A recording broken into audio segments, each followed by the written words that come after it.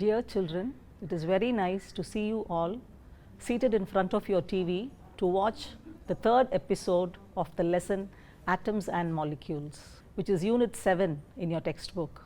In the first and second episode, we have seen about atoms and some concepts of atoms, molecules, molecular mass, atomicity, the mole concept, and a few problems related with that.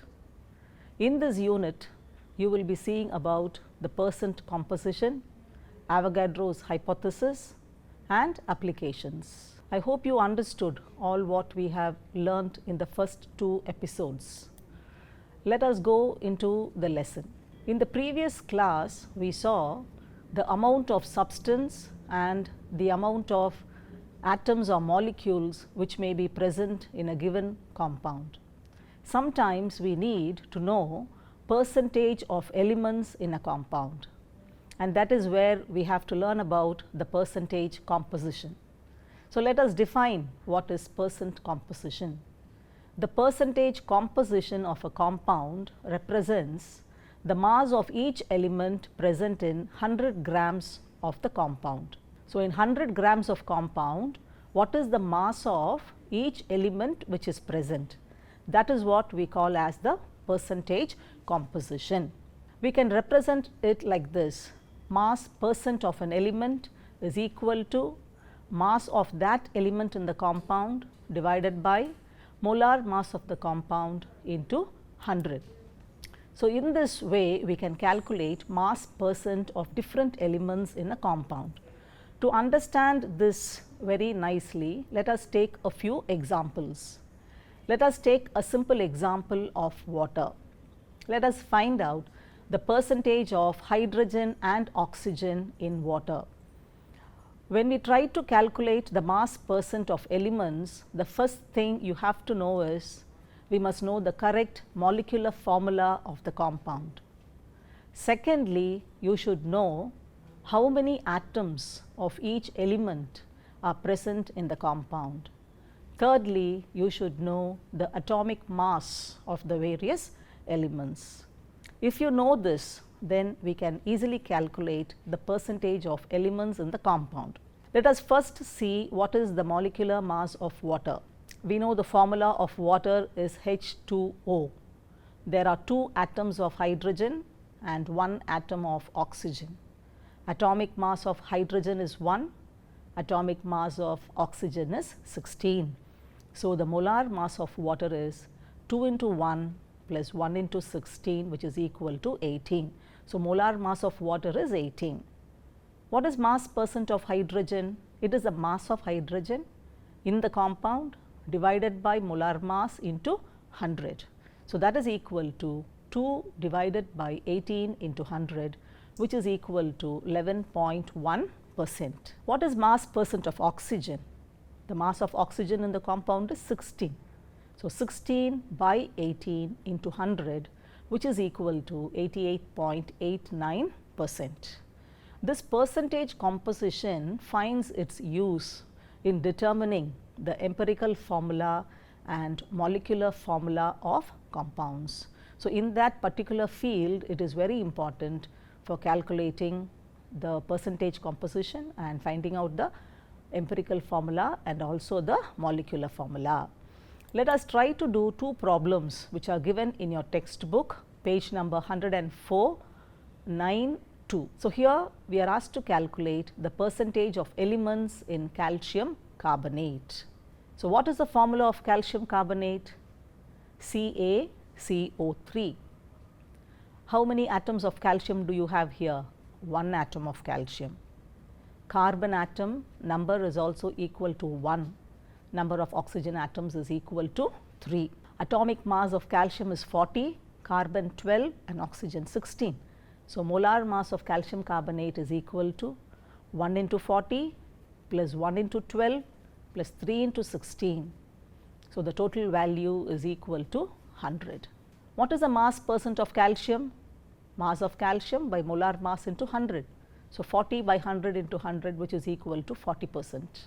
Mass percent of carbon, 12 by 100 into 100, which is equal to 12%.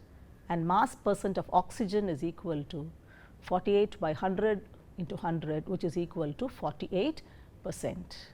Now, one way to check whether your answer is correct, you have to add up all the percentages and see whether it equals 100. In that case, you can be sure your calculation is correct.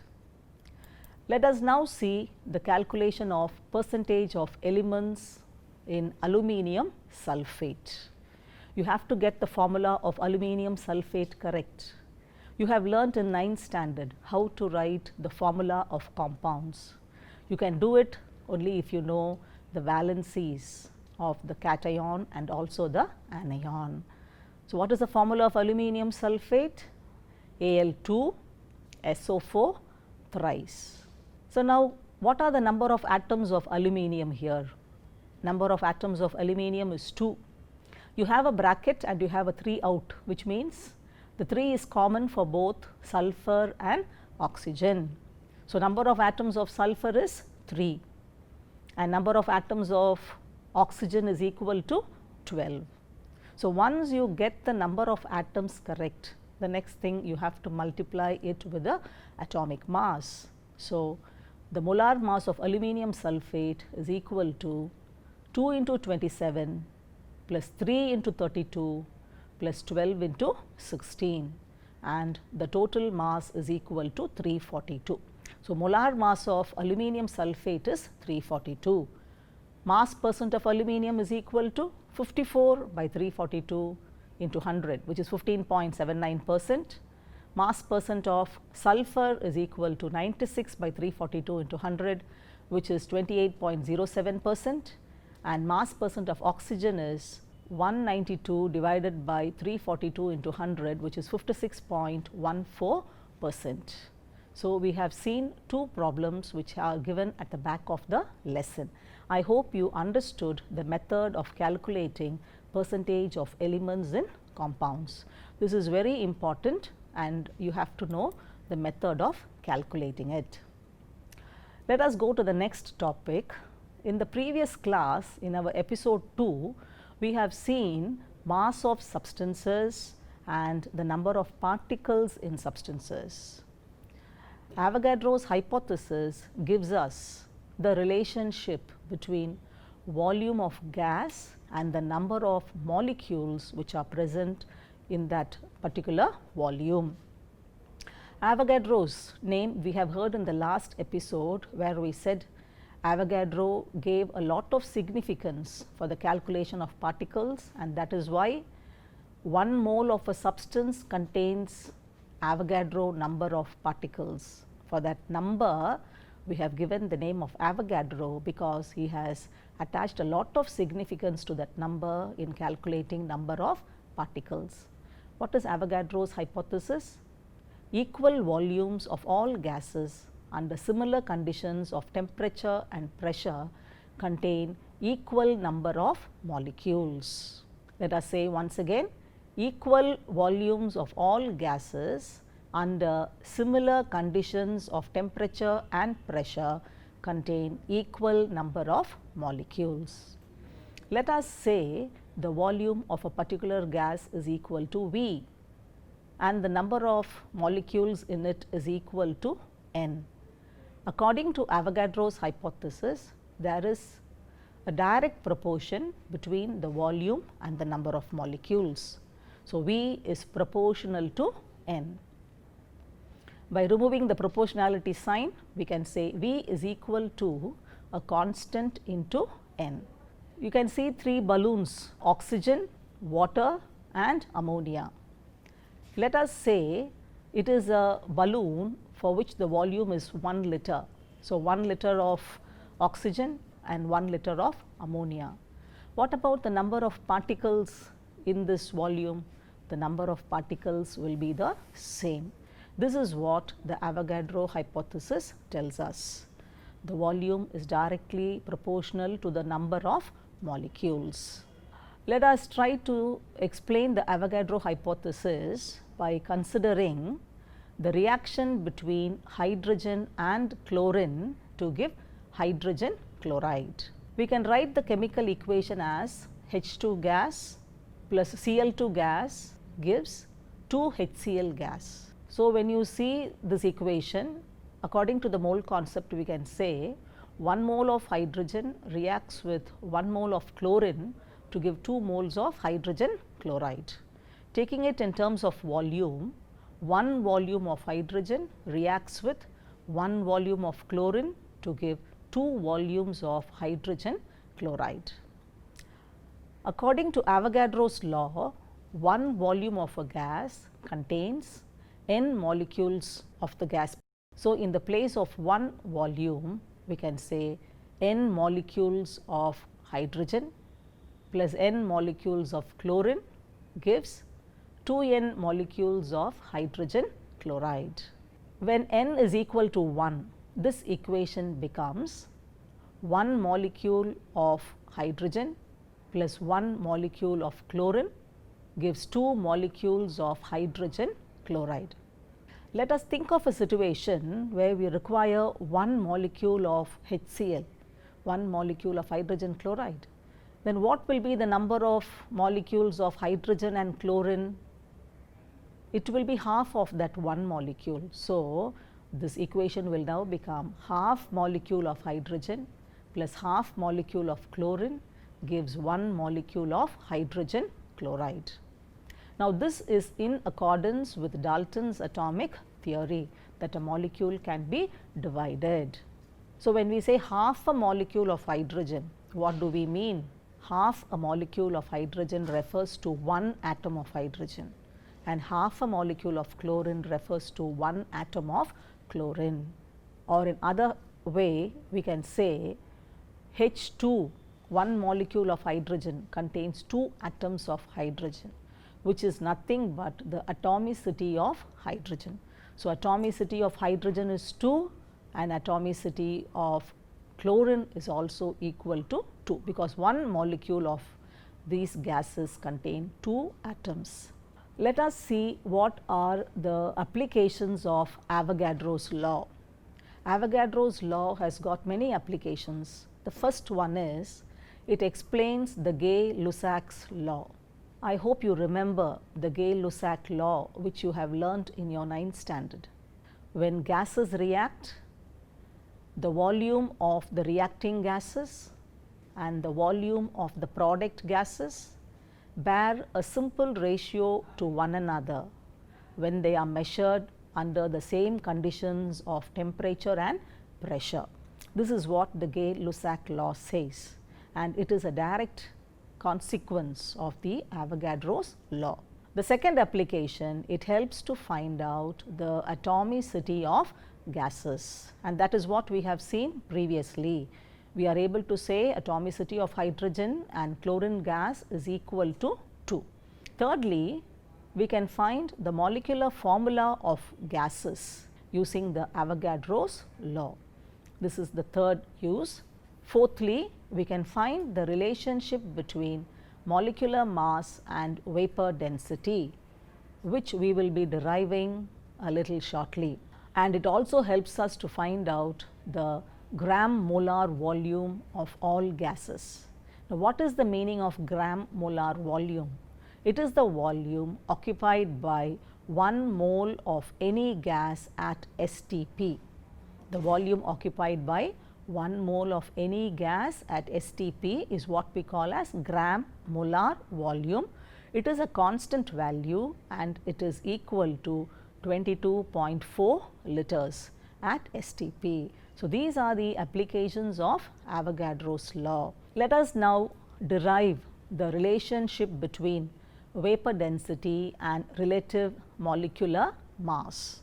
There is a relationship between these two factors, vapor density and relative molecular mass. Before we go to derive the relationship, first we have to define what is vapor density and what is relative molecular mass. In the first episode which we have seen about relative atomic mass, and in the second episode we have learnt about the relative molecular mass. When we calculate the relative mass of substances, we have a standard element and we saw that the standard which was used initially was hydrogen. Hydrogen was used as a standard and we call it as the hydrogen scale. So, that is the definition which we are going to see here. The relative molecular mass of a gas or vapor is the ratio between the mass of one molecule of gas or vapor to the mass of one atom of hydrogen. So, this is based on the hydrogen scale. Vapor density is defined as the ratio between the mass of certain volume of gas or vapor to the mass of an equal volume of hydrogen measured under the same conditions of temperature and pressure. So, we can represent this as vapor density is equal to mass of given volume of gas or vapor at STP divided by mass of same volume of hydrogen. According to Avogadro's law, equal volume of gases have equal number of molecules. So, when we say certain volume of gas or vapor, let us assume that certain volume contains n molecules of gas or vapor.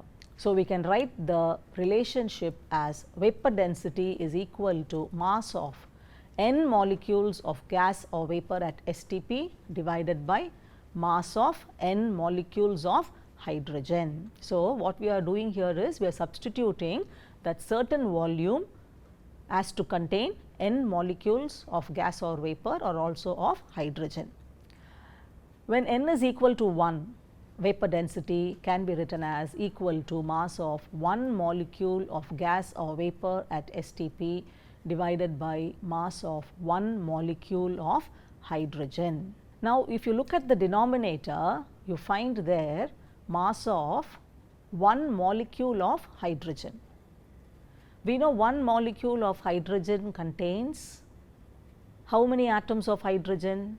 2 atoms. So, we can write mass of one molecule of hydrogen as 2 into mass of one atom of hydrogen. It means the same. So, in the place of mass of one molecule of hydrogen in the denominator, we are going to substitute it as 2 into mass of one atom of hydrogen. If you look at the letters which are written in pink, mass of one molecule of gas or vapor at STP divided by mass of one atom of hydrogen, what is this? This is nothing but the relative molecular mass which we have defined. So, what is relative molecular mass? Mass of one molecule of gas or vapor at STP divided by mass of one atom of hydrogen. So, this entire thing can be replaced by relative molecular mass. So, finally, we have the relationship vapor density is equal to relative molecular mass divided by 2. When we cross multiply, we get 2 into vapor density is equal to relative molecular mass. So, this is the relationship about which we have seen in the application of Avogadro's law. So, this relationship is a direct consequence of the Avogadro's law. Let us now see the activity which was given in the last episode, activity 7.2, which is found on page number 95. They are giving us many molecules and asking us to classify them based on their atomicity. So, we have a tabular column. Let us see which compound to put in which place in the tabular column. The first molecule which is given to us is fluorine. Fluorine is represented as F2. It is a molecule because it contains more than one atom, and we say it is HOMO because both the atoms are same. There are 2 atoms, therefore, you say it is a diatomic molecule. Both atoms are same, therefore, you say it is a HOMO diatomic molecule. So, it is put in this particular position in the tabular column. Look at 2 more other compounds, that is hydrogen iodide and carbon monoxide. These 2 molecules also have 2 atoms. HI has 1 atom of hydrogen and 1 atom of iodine. Carbon monoxide has 1 atom of carbon and 1 atom of oxygen. They also contain 2 atoms, but both atoms are different. Therefore, you have to use the word hetero. heterodiatomic molecule. Therefore, they come in that particular position.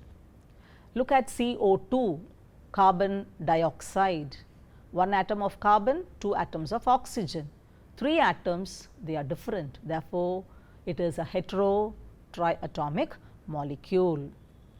I hope you are able to understand when we put them in a particular place in the tabular column. Now, look at S8 and P4.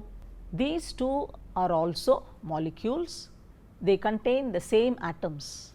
Sulfur, you have S8. So, 8 atoms of sulfur in 1 molecule of sulfur. More than 3 atoms means we have to say polyatomic.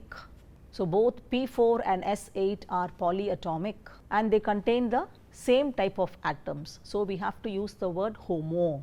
So, both of them are homo polyatomic molecules. Now, the last one is heteropolyatomic.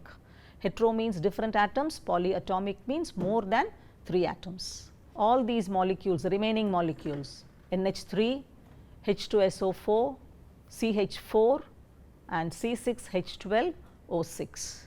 All these molecules will come under the classification of heteropolyatomic molecules because they contain more than 3 atoms and the atoms which are present in the molecule is different.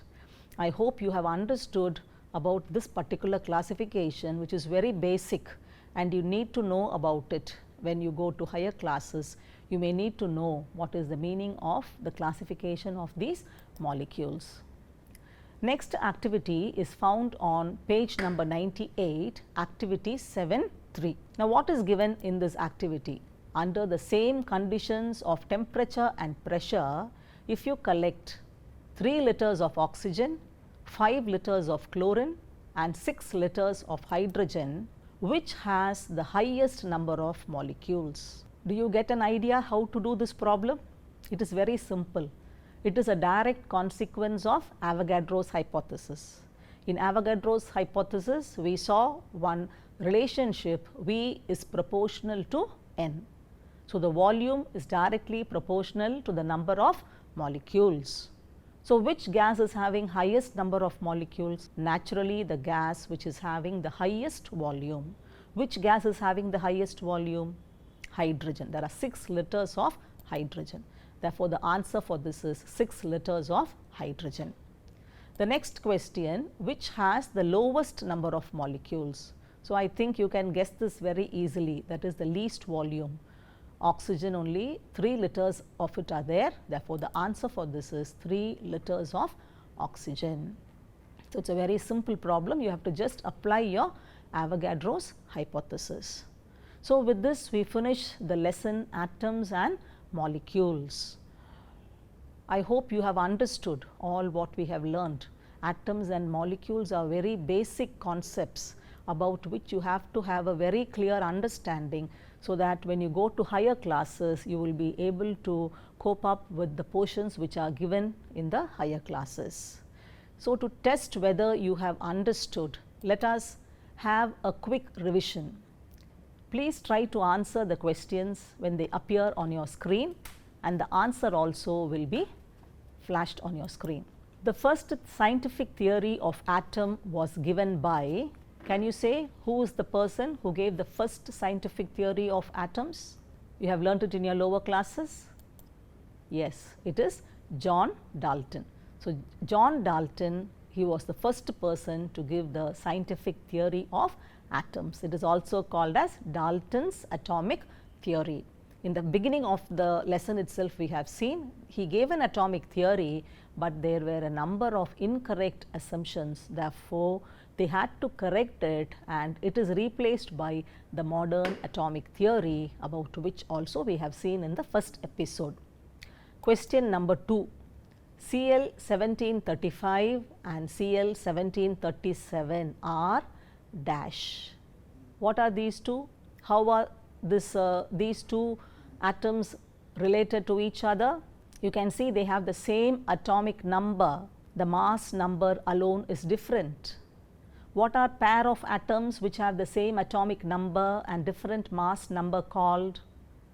They are called isotopes. So, this is a pair of isotopes. argon 1840 and calcium 2040. What are these two called? They are pair of isobars. Now, what is an isobar? It is pair of atoms which have mass number same and atomic number different.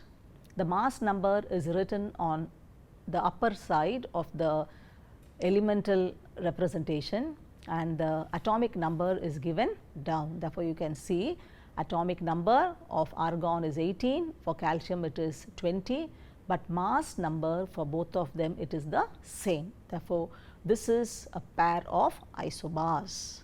The mass of one proton is the same as the mass of one neutron. And what is the value of mass of one proton or mass of one neutron? It is equal to 1 AMU.